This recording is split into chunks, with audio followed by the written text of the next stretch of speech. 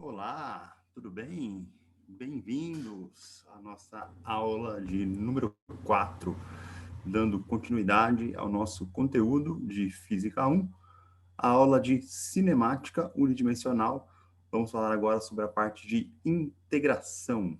Eu sou o professor André Livorati e aqui está o meu e-mail de contato, caso tenham alguma dúvida. Vamos lá, então. Nós vimos aí na última aula que se eu calculasse a área embaixo de uma curva de um gráfico velocidade por tempo, eu obtinha o deslocamento. Então, basicamente aqui, no nosso caso de velocidade constante, do lado esquerdo da nossa tela, a velocidade sendo constante, eu obtenho um retângulo e, calculando a área desse retângulo, a gente obtém um deslocamento ΔX, que é a variação da posição. Com isso, a gente está classificando, né, o que eu chamo aí de movimento uniforme, o nosso MU, x de t igual a x0 mais vt. Caso eu tenha uma velocidade variando, né, como nesse caso aqui, a minha velocidade varia linearmente, sendo um caso de aceleração constante, eu também calculando a área desse trapézio, eu obtenho aqui o deslocamento ΔX. Além disso, eu tenho também as equações do movimento uniformemente variado, que é aquele que ocorre com aceleração constante, onde as equações são o meu v de t, v0 mais at, e o x de t, x0 mais v0t mais at quadrado sobre 2. Ok? Então, foi esse um resuminho aí da última aula, né, da nossa abordagem de cálculo de deslocamento a partir do gráfico da velocidade, olhando aí as áreas embaixo da curva. A gente fala curva, né, mas no caso ali é uma constante e uma equação de reta. Porém, caso o gráfico da velocidade seja realmente uma curva, e seja um gráfico um tanto quanto complicado da gente ajustar uma figura geométrica para estar calculando uma área, o que a gente faz? Vamos lá. A ideia aqui, né, é então sempre estar aproximando a nossa curva, né? Então imagina que a minha velocidade, ela é uma curva basicamente desse tipo aqui, certo? Não é uma função definida, né, conhecida aí comumente da gente. Então o que eu faço? Eu tento adaptar figuras geométricas para tentar encontrar a área embaixo dessa curva entre os dois intervalos aqui que eu vou chamar de A e B, certo? Porém, olha só, nesse aqui eu estou adaptando 5 retângulos, certo? Só que nesses 5 retângulos ficam faltando pedaços aqui. Então, eu não tenho um cálculo de área exato, certo? Tenho só, está faltando um pedaço, né? Tem pedaço que está sobrando e tem pedaço que está faltando. Então, o que acontece? Eu posso aumentar o número de retângulos. Então, por exemplo, aqui, nesse outro gráfico do meio, o meu n é igual a 10. Quando eu aumento o nosso é, n aqui, ó, perceba que eu tenho mais e mais precisão, mas mesmo assim ainda tenho alguns espacinhos em branco ali no cálculo daquela área. Então, a ideia é que eu estenda esse número de trapézios ou de retângulos para o infinito, certo? Então, quanto maior o número de retângulos ou de trapézios, por exemplo, aqui nesse caso, n igual a 20, aqui a gente já tem uma grande quantidade aí, né, de trapézios e retângulos, e é quase que um encaixe já perfeito, né? Tá faltando aí, ainda tem ali um ou outro quadradinho em branco, mas dá para ver que isso está basicamente se encaixando embaixo da curva. Então, a ideia é que a gente estenda o número de figuras geométricas para o infinito e aí sim consiga calcular aí a área embaixo da curva. Mas, professor, como é que eu vou fazer uma soma de infinitos termos, né? Como é que é definido isso? Vamos lá. A gente tem, então, o que chamamos de soma de Riemann, ou também conhecida como integral definida. Essa palavra integral aí, ela assusta um pouco. A gente já vai definir o que é essa palavra integral. Então, essa soma de Riemann, basicamente, seria a soma de infinitos termos. Aqui eu tenho um outro desenho que faz alusão aí ao que a gente tinha no slide passado, né? Está aqui a minha curva, e eu vou estar calculando a área por um retângulo. Então, imagina que aqui seja a minha base, né? Seja aí o meu ΔXi. Então, está aqui o meu ΔXi, que é a base do retângulo, e a minha altura, né, seria aqui a função f de pi. Então, cálculo de área de retângulo, né, base vezes altura, está aqui a altura, né, a altura e a base do retângulo. E perceba que eu tenho uma somatória, né, de I até N, aonde N seria o número de intervalos que eu tenho aí entre A e B, né, os números de subdivisões de intervalo. Se eu tomo o limite para onde esse N tende a infinito, certo? O que acontece se eu estendo aí para infinitos retângulos? Basicamente, o tamanho da minha base, né, ele tende a zero. Né? O meu ΔXi ele tende a zero porque ele fica tão pequeno quanto eu queira. Então, quanto maior o número de retângulos, menor é o tamanho da minha base. E isso, basicamente, a gente define como sendo uma integral definida, é uma soma de infinitos termos. Né? Como é impossível estar somando, né, infinitos termos, por exemplo, mais na mão, né? Somar 1, 2, 3, 4, 5, não dá para fazer isso. Então, a gente define um operador matemático chamado de integral, que é esse símbolo de cobrinha aqui, né? Esse S um pouquinho maior, que está relacionado com uma soma de infinitos termos, ok? Então, ela é calculada aqui como f de x dx. Esse dx é só o que a gente chama de diferencial, né, para identificar qual é a variável que está sendo feita a integração, no caso aqui o x, e os limites, né, que são um intervalo onde eu estou somando, que seria o intervalo AB. Isso recebe aí o nome de integral definida, que vem da definição de soma de rima. E isso entra no que a gente chama de teorema fundamental do cálculo. Né? Eu não vou estar enunciando o teorema aqui, porque não é o assunto da nossa aula de física, a gente vai só estar usando ele aqui para estar relacionando as variáveis da cinemática. Mas o que o teorema fundamental do cálculo diz para a gente? Que se eu tenho uma função fzinha de t, ela é a derivada de uma f-zona de t. Ok? Então, essa f-zona de t, ela é uma função chamada de primitiva, de fzinha de t, e ela vai ser dada pela integração de f de t, dt, mais uma constante. Aonde essa constante que está aqui, ó, certo? Ela é uma constante qualquer. Depois eu vou falar mais sobre essa constante. Isso significa que as funções fzinha e fzona, elas estão relacionadas por uma derivada e por uma integral. A partir da derivada da fzona, eu encontro a fzinha. E a partir da integral de fzinha, eu encontro a fzona. Então, o teorema fundamental do cálculo, ele estabelece que os operadores matemáticos derivada e integral, eles são operadores inversos. Quando eu aplico um e depois eu aplico o outro, é como se eu tivesse ali dado na mesma. Né? Então, fzinha é a derivada de fzona e fzona é a integral de fzinha. Então, eles estão se complementando. Tudo bem?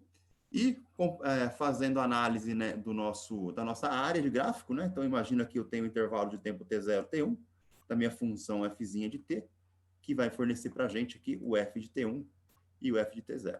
Se eu calcular a área embaixo dessa curva, é o mesmo que eu estar integrando essa função fzinha de t em relação à variável dt ao longo dos intervalos, né, t0 e t1, né? Essa área é equivalente a essa integral, que é nada mais nada menos do que eu calcular a minha função fzona avaliada nos intervalos t1 e t0. Né? Então, faço o intervalo de cima menos o intervalo de baixo, é onde eu estou fazendo a nossa análise de integral definida. Então, o teorema fundamental do cálculo ele funciona para definir, né, o que são as funções aí primitiva e a função que descreve a área a ser calculada. Ok? Vamos a alguns exemplos, né? Então, aqui na cinemática, a gente vai usar muito integração de polinômio. Então, dada uma função genérica fzinha de t igual a um a t elevado a n, né, que é uma lei de potência, é um polinômio, onde esse a é uma constante numérica qualquer, o n é o meu número e o t é a minha variável. A integral indefinida, né, o que eu chamo de integral indefinida? É aquela integral que não possui os limites, nem de cima, nem de baixo. Então, uma integral que me retorna uma função como resposta. Tá ok? Então, essa integral indefinida sempre me retorna uma função como resposta e uma constante junto, né? Vou falar para constante daqui a pouquinho. Então, aplicando esse operador integral em relação a essa função aqui, o que acontece? Essa lei de potência, N, que está aqui em cima, ela recebe uma unidade, certo? Ela é aumentada de uma unidade, e essa unidade aumentada, ela passa dividindo. Né? Então, aqui ó, ficou t elevado a n mais 1, e eu divido toda a minha função por n mais 1. Note que eu não mudei o meu a, né? O a continua aqui, eu estou só brincando com o expoente da minha função da lei de potência. Basicamente, a regrinha é que a gente chama de soma a unidade no expoente e divide pela unidade aumentada. Além disso, depois que eu faço essa soma e divisão, eu somo uma constante qualquer, certo? Por que eu vou somar uma constante qualquer? Justamente para eu poder me relacionar com o teorema fundamental do cálculo, já que se eu derivar essa fzinha, né, essa aqui fica sendo minha função fzona, aqui, né, todo esse camarada aqui que eu circulei em vermelho, ele fica sendo meu fzão de t, e se eu derivo ele de novo, eu tenho que voltar na fzinha. Então, eu só coloco essa constante, porque a derivada de constante é zero, e aí eu acabo voltando na minha função original, né, que seria ali a minha fzinha. Tudo bem? Vamos ver alguns exemplos, né, de integração de polinômio aqui, ó. Então, olha só, 5t ao quadrado, eu vou estar brincando com esse expoente 2 aqui. Então, olhando para a regrinha de integração, eu vou estar somando uma unidade no 2, 2 mais 1, e vou dividir pela unidade aumentada, né? Então, 2 mais 1 no expoente, 2 mais 1 no denominador, fica o expoente 3 e o denominador 3. Então, a integral de 5t quadrado ficou 5t ao cubo sobre 3, mais a constante. Ok? Se eu avalio agora 8t ao cubo, né, então, de novo, eu vou estar brincando com o expoente, a princípio, aumenta uma unidade nesse expoente, né? O cubo recebe uma unidade 3 mais 1, e esse 3 mais 1 ele passa dividindo no denominador. Então, ficou t 3 mais 1, que dá 3 a quarta, e no denominador 3 mais 1, 4. Só que esse 4 e o 8 eu posso simplificar, né? Então, fica 2t a quarta mais uma constante. Então, lembrando, sempre a integral indefinida, ela vai me dar uma função mais uma constante sempre, em qualquer caso que eu esteja integrando. Outro exemplo, 14t, né, uma equaçãozinha aí de primeiro grau. O que acontece com 14t? Ah, professor, eu não tenho uma potência ali em cima do t. Tem, sim, né, porque esse t ele está implícito com o número 1 aqui, né, como se eu estivesse omitindo a potência t elevado à primeira. Então, esse t à primeira, eu acrescento uma unidade dele, né, 1 mais 1, e depois eu vou dividir por esse 1 mais 1 que foi acrescentado. Então, dá 14t quadrado dividido por 1 mais 1, que é 2. Simplificando, né, o 14 com o 2, me dá aqui 7t quadrado mais a constante. Beleza? O último exemplozinho, se eu tenho aqui x de t igual a 20, né? Estou integrando uma constante. O que acontece quando eu estou integrando uma constante? Professor, de novo, eu não tenho a variável, né? Eu não tenho a lei de potência. Você tem a lei de potência sim, ela está implícita, né? Porque 20 aqui, dt, onde dt é sempre o meu diferencial, né? Está indicando que eu estou fazendo a operação em termos da variável tempo. Eu vou acrescentar um t elevado a zero aqui. Por que t elevado a zero? Bom, lembrando aí da álgebra, né? Qualquer número elevado a zero é 1. Então, 1 que multiplica qualquer coisa, eu não estou alterando ali a minha expressão. Então, fica 20t elevado a zero, e eu trabalho com esse expoente t elevado a zero aqui. Então, ele fica t 0 mais 1, e eu passo dividindo aqui o meu 0 mais 1. Ok? Então, 20t 0 mais 1 dá 20t a primeira, onde eu posso omitir esse 1 aqui, né? Fica apenas 20t, e no denominador fica esse 1 que eu também posso omitir. E aí, a minha expressão fica 20t mais a constante. Tudo bem? Só uma outra curiosidade, né? A gente viu aí nas aulas passadas, né? Na nossa aula de número 2, que a derivada, né? Imagina que eu estou derivando ali uma função de x de t, dt, né, onde o meu x de t tem a mesma cara daquela função fzinha de t, lá, 1at elevado a n. Na derivada, a gente tem a regrinha, né, onde o meu expoente, ele tombava, né, então ele tombava n, que multiplica a elevado a t, e eu subtraía uma unidade, né, do expoente aqui. Note que na integral eu estou fazendo as operações inversas, certo? Na derivada eu multiplico e subtraio o expoente. E na integral eu somo e divido, né? Então, os operadores inversos, eles acabam se complementando, né? Integral e derivada são operadores inversos, e a gente tem, né, nas 4 operações básicas também aí, elas invertidas. Derivada, multiplicação e subtração, e integração eu tenho soma e divisão. Então, basicamente aí, essa é a sacada, né, do teorema fundamental do cálculo, envolvendo também soma, divisão, multiplicação e subtração. Tudo bem? Então, essa é a nossa integral indefinida. Se eu tiver agora limites de integração, né, que é o que eu chamo de integral definida, que é aquela nossa somatória de Riemann, né, somatória de infinitos termos, o que, que vai acontecer? Nesse caso, eu não adiciono uma constante no final. Nesse caso, a minha resposta final é sempre um número. Então, integral definida sempre dá número e integral indefinida sempre me dá polinômio mais constante. Como é que fica a nossa integral definida? Então, eu tenho limites, certo? De f de t, dt aqui avaliados, né? A e b. Então, é como se eu estivesse integrando normalmente e a minha função que resulta da operação de integração, ela é avaliada em b e em a, né? Sempre respeitando aí a regrinha, o limite de cima menos o limite de baixo, né? Esses limites vão ser substituídos na minha função primitiva f zona de t.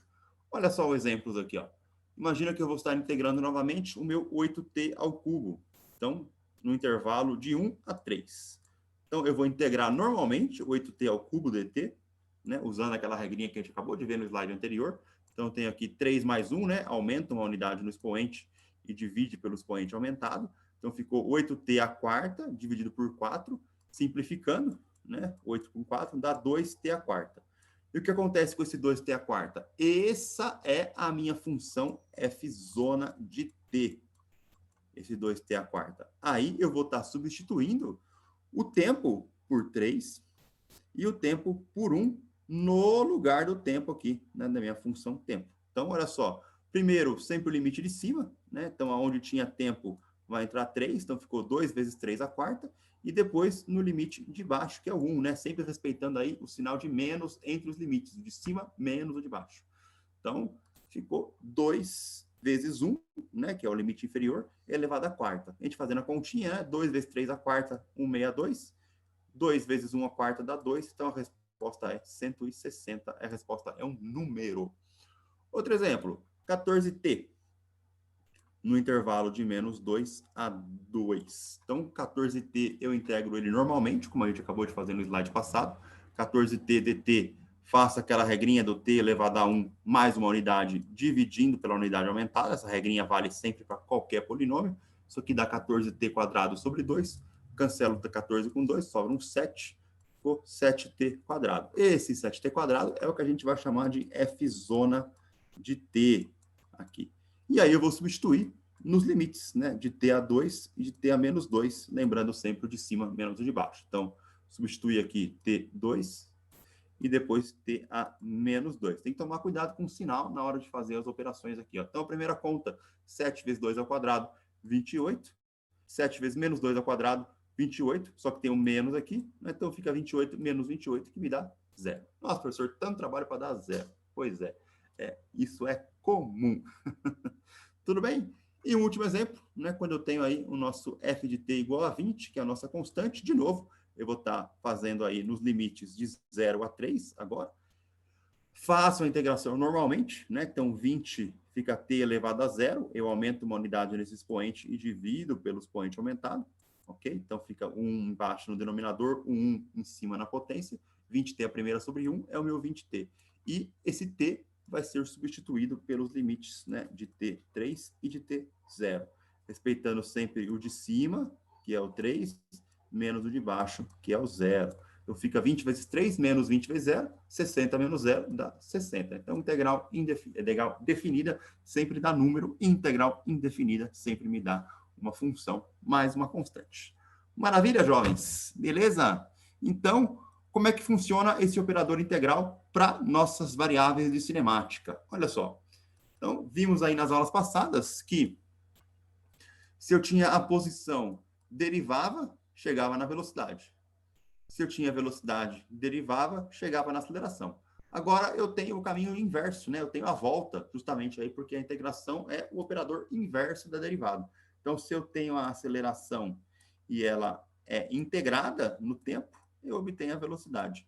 Se eu tenho a velocidade e integro ela no tempo, eu obtenho a posição. Então, eu posso trabalhar, né, com qualquer relação entre as três variáveis, posição, velocidade e aceleração, integrando e derivando. Né? O teorema fundamental do cálculo aí, ele complementa a ida e a volta nas relações entre as variáveis da cinemática, posição, velocidade e aceleração. Guarde esse diagrama no coração aqui, porque ele é bem importante, a gente vai trabalhar bastante com ele. Ok? Vamos fazer exercício? Bora lá. Então, nosso primeiro exemplo, imagina que eu tenho um corpo que está aí com aceleração constante, 3 metros por segundo ao quadrado. No tempo t igual a 0 segundos, a sua velocidade inicial é 10 metros por segundo e sua posição inicial x0 é menos 5. Encontre as expressões para v de t e x de t. Então, vamos lá. Como é que eu vou encontrar a expressão de v de t? A gente acabou de ver no slide passado que a partir da expressão da aceleração, se eu integrar, eu encontro a velocidade. Então, a gente conhece a aceleração, ela é uma constante, vale 3 metros por segundo ao quadrado. Então, para encontrar a velocidade, vou integrar a aceleração. Então, 3 dt, a gente acabou de ver aqui exemplos de integração de constante, basta eu adicionar, né, uma variável aqui multiplicando, então 3t mais constante. Então, a minha expressão da velocidade fica 3t mais constante. Não posso deixar assim, não posso deixar em termos da constante. Por quê? Porque o exercício me forneceu o que eu chamo de condição de contorno. Né? O que é uma condição de contorno? Ele me deu a velocidade num instante de tempo específico. Então, com essa informação, eu consigo descobrir quanto que vale essa constante. Então, basicamente, o que eu vou fazer é usar essa informação. Eu vou usar aqui o meu v de 0 é igual a 10. Isso significa que eu vou substituir o tempo aqui na expressão da velocidade por 0 e igualar isso a 10. Então, está aqui ó, o nosso tempo igual a 0 aqui. Está aqui o tempo igual a 0.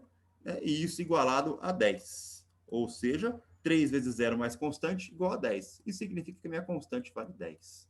Sendo assim, eu substituo a constante 10 de novo na expressão da velocidade e encontro agora a expressão da velocidade inteira, né? 3t mais 10 metros por segundo. Então, agora eu tenho, com a constante descoberta, né, o valor numérico da constante descoberta, calculado aí o nosso 3t quadrado mais 10, que é uma equaçãozinha de reta. Para achar agora a posição, eu vou integrar essa velocidade que eu acabei de achar. Então, para encontrar x de t, a gente vai integrar no tempo a expressão da velocidade. Então, x de t é a integral de v de t dt. E a minha velocidade, que eu acabei de encontrar, 3t mais 10, né, sendo integrada no tempo. Então, aqui eu tenho dois valores. Né? Então, eu faço integral de um mais a integral do outro. Estou fazendo aí como se fosse uma relação comutativa entre a minha função.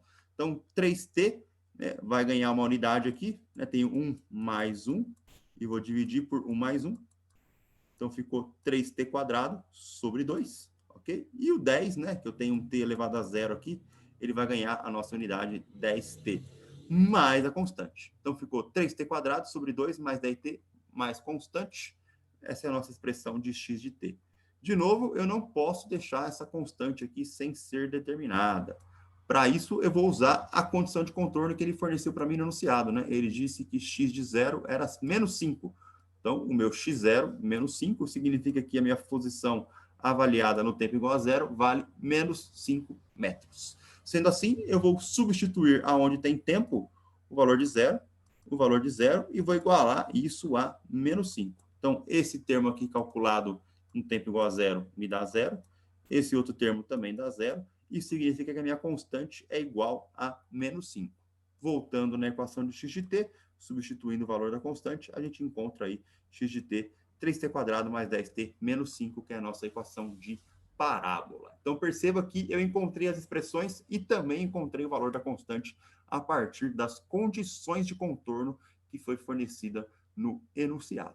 Note que aqui calhou de ser que as constantes eram exatamente iguais aos valores numéricos fornecidos das condições de contorno, mas isso nem sempre é verdade. ok? Isso aconteceu porque foi fornecido no tempo igual a 0. Mas eu posso te fornecer uma condição de contorno com tempo 2 segundos, com tempo 3 segundos. E aí você vai ter que substituir na função e calcular quanto que vale a constante. Né? Não é necessariamente sempre igual ali que a gente vai ter. Tudo bem? Mais um exemplo. Bora lá.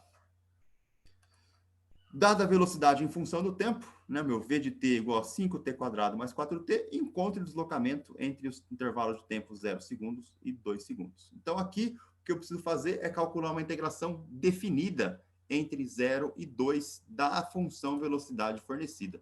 Então, meu ΔX é como se eu estivesse calculando a área embaixo da curva, né, ao longo desse intervalo aqui. Então, eu tenho a função, que é uma função de segundo grau, delimino o intervalo 0 e 2, calculo a área embaixo da curva e tenho o meu deslocamento. Então, integrando aqui a minha velocidade, 5t² mais 4t. Primeiro eu faço a integração normal, depois eu substituo os limites de integração. Então, 5t², esse quadrado aqui ganha uma unidade, né? Soma mais 1 aqui e vou dividir por 2 mais 1. Então, dá 5t ao cubo sobre 3. E o meu 4t, né? Ele vai ganhar mais uma unidade aqui. Então, 1 mais 1 dividido por 2. Ficou 4t² sobre 2. Eu simplifico esse 4 com 2, sobra um outro 2 aqui, ó. Então, 2t². Então, a minha expressão é 5t ao cubo sobre 3 mais 2t². Note que aqui eu não tenho constante, justamente porque eu vou obter um valor numérico, que é a minha integração definida, né? Então, como se estivesse calculando essa área embaixo da curva. Meus limites são t igual a 2 e t igual a 0, né? Sempre respeitando aí a regrinha do intervalo de cima substituído menos o intervalo de baixo. Então, tem que fazer a conta com bastante calma, viu, gente? Principalmente se tiver números negativos aí envolvidos na jogada. Então, primeiro eu pego toda a minha função substituída no tempo igual a 2, vai ser esse cara aqui, menos toda a minha função substituída no tempo igual a 0 aqui. Ok? Então, é sempre a função inteira substituída no intervalo de cima, menos a função inteira substituída no intervalo de baixo.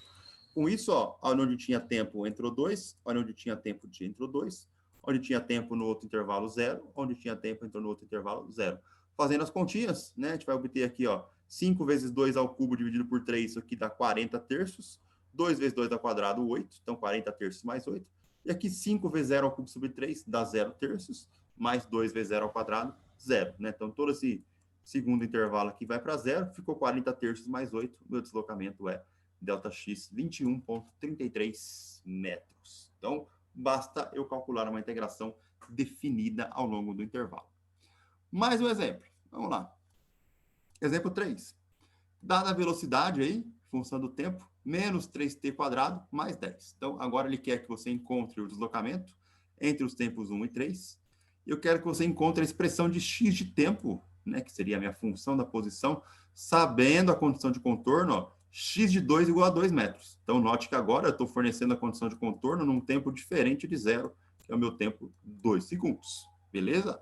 Então, no item A, devemos calcular uma integração definida, né, já que os intervalos de tempo são fornecidos. Então, meu ΔX é a integração de v de t no intervalo de 1 a 3. Eu integro normalmente a minha função, né, menos t² mais 10.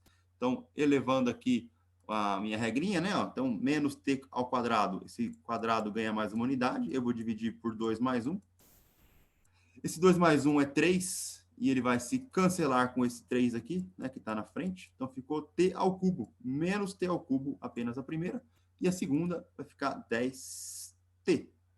Tudo isso avaliado em tempo 3 e tempo 1. Então, de novo, né, como no exemplo anterior, eu vou pegar toda a minha função avaliada no tempo 3 segundos, menos toda a minha função avaliada no tempo 1 segundo, certo? Então, ó, menos 3 ao cubo, mais 10 vezes 3. Então, dá menos 27 mais 30, desse lado de cá.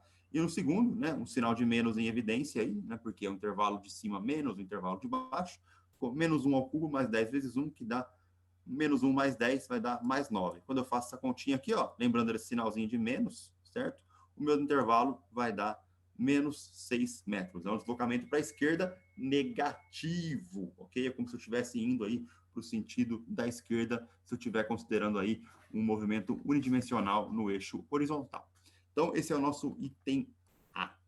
No item B, a gente agora tem que encontrar a expressão de x de t, sabendo aí que a condição de contorno x de 2 igual a 2 metros. Então, de novo, eu vou integrar né? Então, eu já fiz a integração, só que agora é uma integral indefinida, né? Eu não tenho limites de integração. Então, agora eu encontro a minha constante, né? Perceba que a integração deu a mesma, né? Ó, menos t ao cubo mais 10t, e agora eu tenho a constante envolvida na jogada. Está aqui a constante. Então, minha expressão de x de t ficou menos t ao cubo mais 10t mais a constante. Para descobrir essa constante, a gente vai considerar a condição de contorno fornecida x de 2 igual a 2. Então, aonde tem tempo, eu vou estar substituindo por 2. Então, ficou 2 ao cubo aqui, 2 que multiplica 10.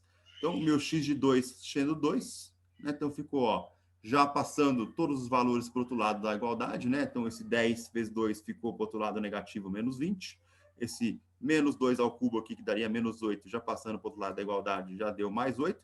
E esse 2 já tinha antes, né? Então, C, 2 menos 20 mais 8, a minha constante vale menos 10.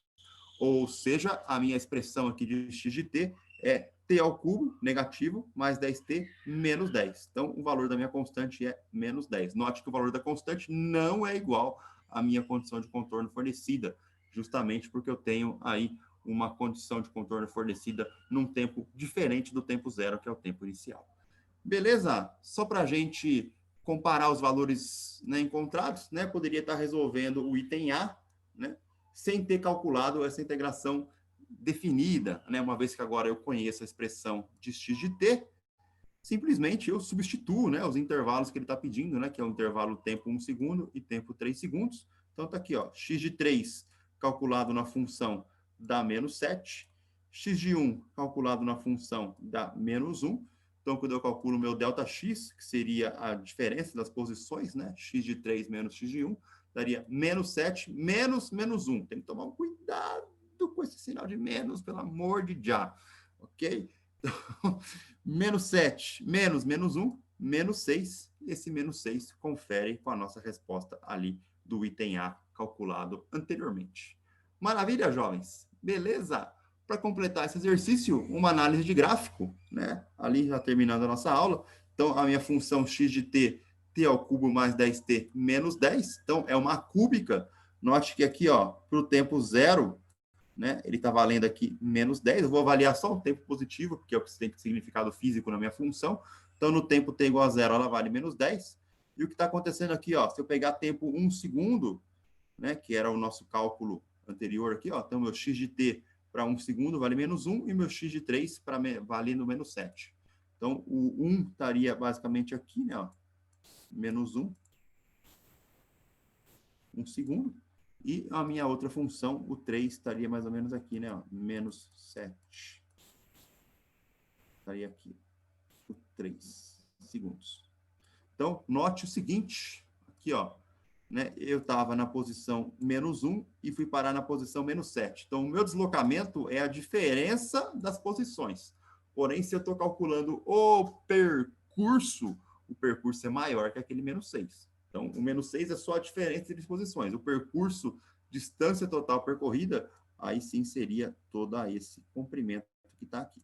Beleza? E para a gente comparar com o gráfico da velocidade, né, que era uma função quadrática, menos 3t ao quadrado menos 3t quadrado mais 10. Então, para a velocidade inicial, eu tenho 10. E aqui eu tenho um ponto onde a minha velocidade ele é 0. Lembrando que a velocidade é 0, sempre eu tenho inversão de sentido de movimento. Se eu comparar esse ponto de V0 aqui, ó, ele está justamente nessa concavidade. Né? É a inversão do sentido de movimento. Por quê? Nesse pedacinho aqui, ó, em amarelo, a minha velocidade ela é positiva. Isso significa que o meu deslocamento é positivo, ó. Então, eu estou crescendo no deslocamento. Está vindo aqui positivo. Depois que eu passei pelo ponto de V0, né, todo esse pedaço aqui em vermelho, ele é V negativo. Então, significa que eu estou me deslocando no sentido negativo das posições. E é justamente o que está acontecendo nesse pedaço em vermelho aqui do nosso gráfico. Tudo bem, gente? Maravilha! Maravilha, jovens. Então, essa foi a nossa aula de hoje aí, contemplando integração e as variáveis de cinemática. Valeu! Um abraço, tudo de bom e até a próxima aula. Tchau!